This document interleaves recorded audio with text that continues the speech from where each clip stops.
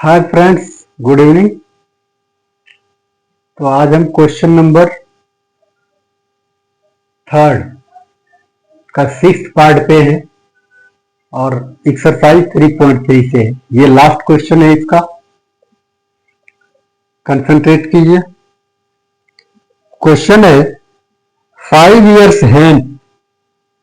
Hence का मतलब होता है लेटर, ठीक है, या फिर आफ्टर कह सकते हैं। हैंस को आप लेटर भी कह सकते हैं और आफ्टर भी कह सकते हैं। तो 5 years hence the age of Jacob will be 3 times of his son। देखो, प्रेजेंट का नहीं बताया है, 5 years hence बता रहा है। कह रहा 5 साल पहले, सॉरी 5 साल बाद जो है जेकॉब का एज जो होगा वो उसके सन के एज का 3 times होगा। क्लियर है? जेकॉब का जो एज होगा वो उनके सन के एज का 3 times होगा। मतलब जेकॉब का age equals to 3 times the age of his son. Clear है? लेकिन कब? तो 5 साल बाद। तो 5 साल बाद क्या होगा उसको जानने के लिए प्रेजेंट में हमारा क्या है स्टेटस, ये जानना जरूरी है। प्रेजेंट में उसकी कितनी एज है, तब तो 5 साल बाद कैलकुलेट करेंगे। प्रेजेंट में अगर किसी का 50 years एज है तो 5 साल के बाद 55 हो जाएगा। लेकिन 5 साल के बाद क्या हो जाएगा ये जानने के लिए हमको प्रेजेंट एज जानना जरूरी है। आगे पढ़ते हैं। 5 years एगो, अब कह रहा है 5 साल पहले। Jacob age was 7 times that of his son. देखो, अब 5 साल बाद पहले बताया, लेकिन अब जो है 5 साल पहले बता रहा है, लेकिन प्रेजेंट नहीं बता रहा है।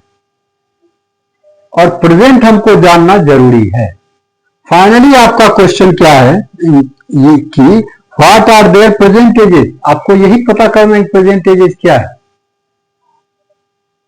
5 साल बाद भी बता दिया कि जेकॉब का एज उसके सन के एज का 3 times होगा, और 5 साल पहले भी बता दिया कि जेकॉब का जो एज था वो 7 times था उनके बेटे के एज का।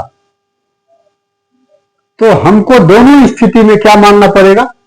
मानना तो एक ही बार है, लेकिन दोनों स्थिति को कैलकुलेट करने के लिए हमको प्रेजेंट एज चाहिए। तो दोनों का प्रेजेंट एज हम लेट करते हैं। लेट देयर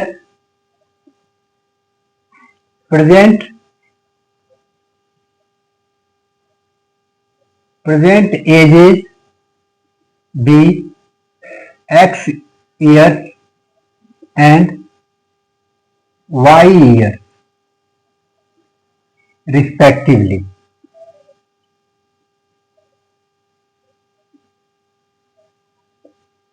क्लियर है? हमने लेट कर लिया कि उनका प्रेजेंट एजेस जो है एक्स ईयर्स और वाई ईयर्स है। मतलब जेकॉब का एक्स है और उसके बेटे का वाई है, या फिर उसके बेटे का एक्स है और जेकॉब की वाई है। जैसे भी लेट कीजिए, लेकिन हमने तो ये मान के चला है कि पहले जेकॉब है और उसके बाद उसका सन है। अगर इससे भी आप क्लियर लैंग्वेज लिखना चाहते हैं तो लिख सकते हैं let the ages of Jacob and his son be x years and y years respectively. Clear है? चलिए, तो लैंग्वेज अपने हाथ में है, जैसे भी लिखिए। आगे अकॉर्डिंग टू क्वेश्चन। अब अगर आप चाहें तो डायरेक्ट लिख सकते हैं, लेकिन डायरेक्ट लिखने में क्या होता है, अंडरस्टैंडिंग में थोड़ा सा प्रॉब्लम होता है। पहले क्या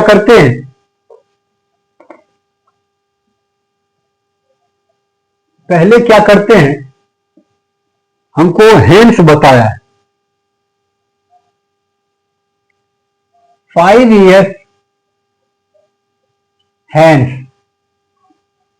कोमा लगाइए, एज ऑफ जेकॉब, ये निकाल लेते हैं पहले। क्या हो जाएगा, अभी अगर जेकॉब का एक्स है तो 5 साल के बाद क्या हो जाएगा, एक्स प्लस 5 ईयर।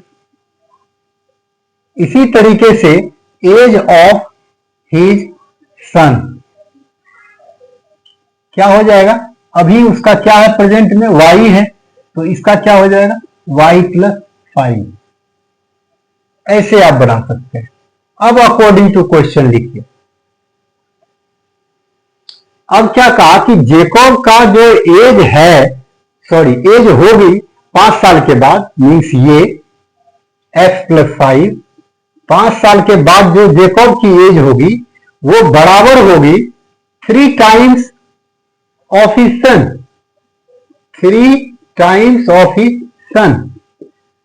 क्लियर है। अब मुझे नहीं लगता इसमें आप लोगों को कोई दिक्कत होनी चाहिए।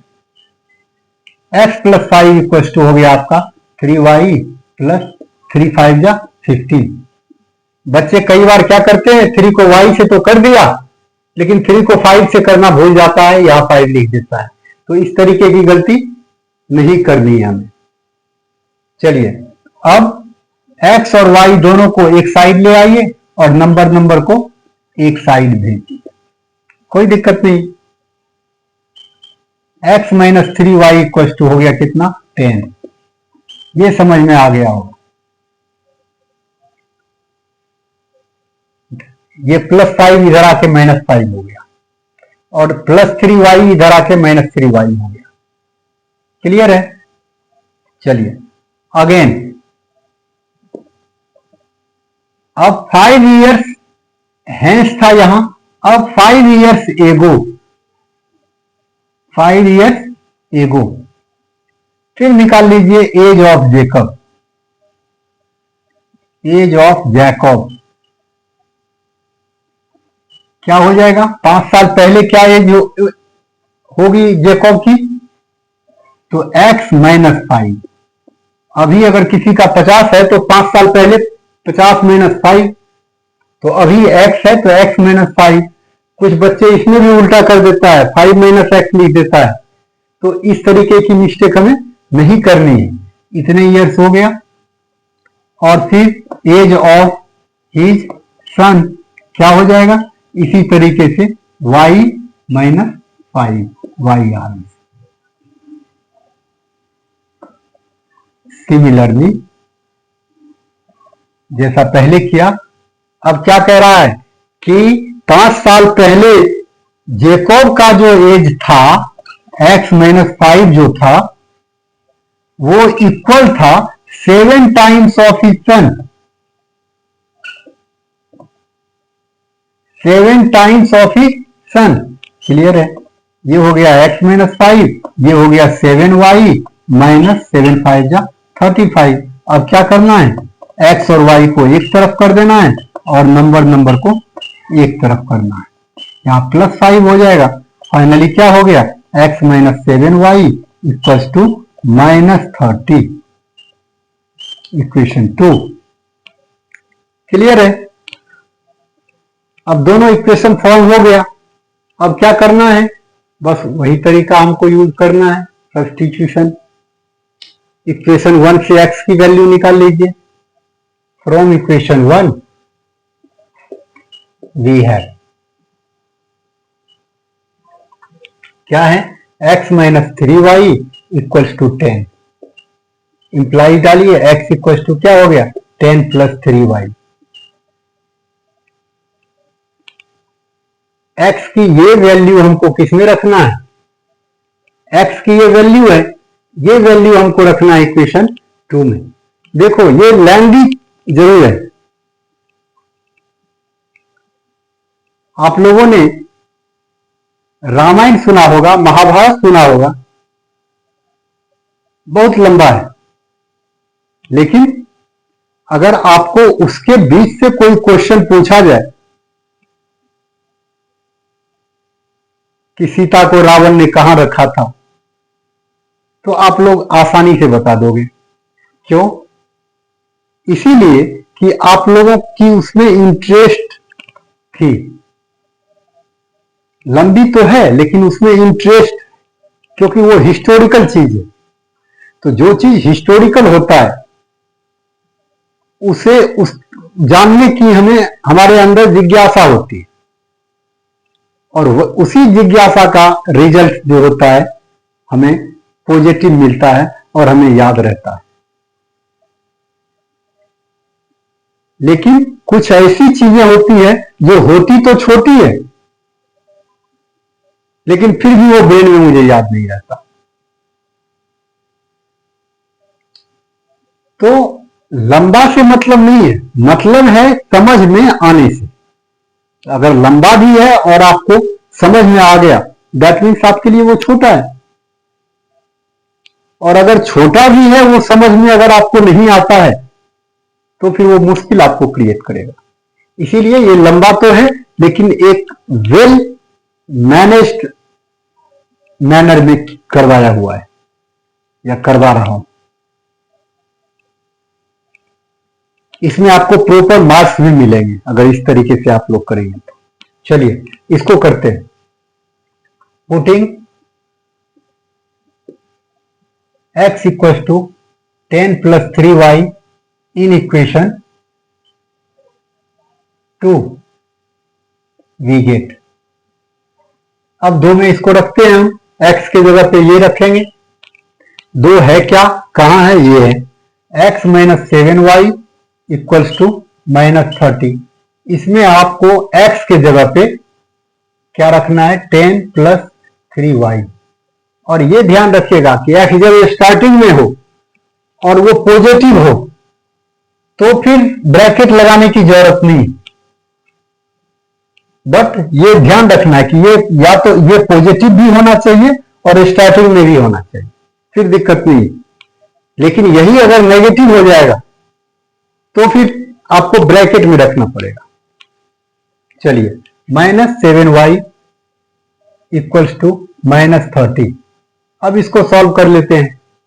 3y प्लस का है और 7y माइनस का है। क्या करेंगे, इसको माइनस कर देते हैं। क्या हो जाएगा, 4y हो जाएगा। साइन क्या रहेगा, माइनस का, क्योंकि 7y का माइनस इक्वल्स टू डाल दीजिए। अब -30 है ही इधर, 10 को उधर मूव करवाएंगे तो -10 हो जाएगा। अब क्या हो गया, ये हो गया -40। क्लियर है। अब आपका y, ये माइनस माइनस खत्म कर दीजिए। y इक्वल टू क्या हो गया, 40/4, दैट इज 10। y की वैल्यू 10 आ गया। अब y की वैल्यू जो है वो आप इक्वेशन 3 में रख दीजिए। कहां है 3, ये आप 3 इसको लेट कर दीजिए।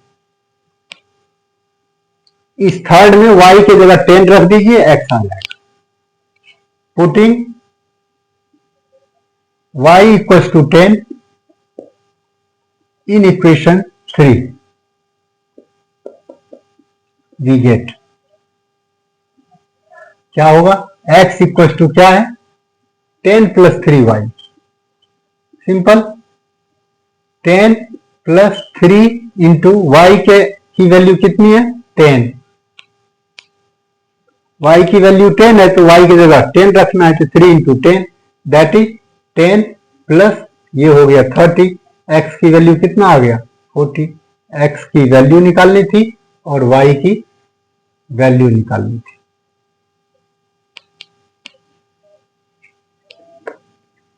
हाँ, एक चीज और बताना भूल गया था कि जब 4th पार्ट में हम x और y की वैल्यू निकालते हैं तो हम बाद में x y पर छोड़ दिए,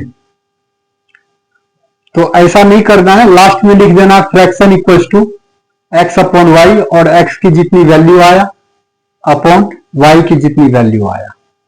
ठीक है, इसलिए कहता हूं कि पढ़ाने के टाइम में जो है कई बार क्या होता है, छोटी छोटी चीजें ब्रेन में नहीं रहता, तो इसको आप लोग माइंड नहीं कीजिए।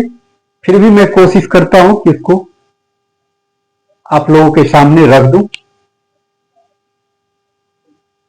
ताकि आप लोगों को आगे दिक्कत ना आए। तो उसमें क्या करना है, एक्स वाई निकालने के बाद फ्रैक्शन इक्वल टू लिख देना है, जितना x आया वो ऊपर और जितना y आया वो नीचे। ठीक है, तब जाके फाइनल आंसर होगा। नहीं तो करेगा क्या, चेक करने वाले हाफ मार्क्स आपका डिडक्ट कर देगा। तो इससे बचना है आप लोगों को, इसीलिए बार बार मैं कहता हूं कंसंट्रेट कीजिए और कोशिश कीजिए कंसंट्रेशन आप लोगों का 100%, जो कि हम भी नहीं रख पाते, बट आप लोग प्रयास करेंगे तो जरूर हो जाएगा। क्योंकि मेरी तो अब काफी एज हो गई, ऑलमोस्ट 50 के अप्रॉक्स हो गया, लेकिन आप लोगों का अभी ब्रेन बिल्कुल न्यू है। आप लोग कोशिश करेंगे तो 100% कवर कर सकते हैं। Thanks to all of you.